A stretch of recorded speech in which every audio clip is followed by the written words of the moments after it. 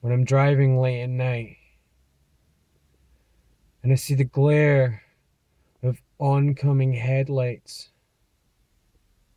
Sometimes I wonder what it would be like if I put my foot to the floor, veered to the right, and headed straight towards them. I imagine the orange flames joining the bright white stars and lighting up cold black sky, smoke bellowing out and filling the lungs of all the onlookers, horrified at what they just witnessed. Cocktail of aromas filling the air. A smell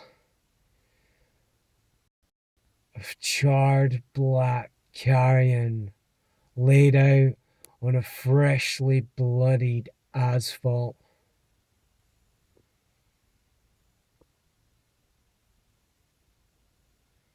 Now there's a man by the name of Chaz Phoenix who claims he likes to bathe in the blood of kings and gods.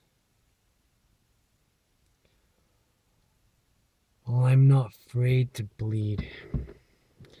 I'm not afraid to die. My legacy will burn forever like embers on an endless fire. My name will resonate in the ears of those who do not want to remember what I have done to them forever.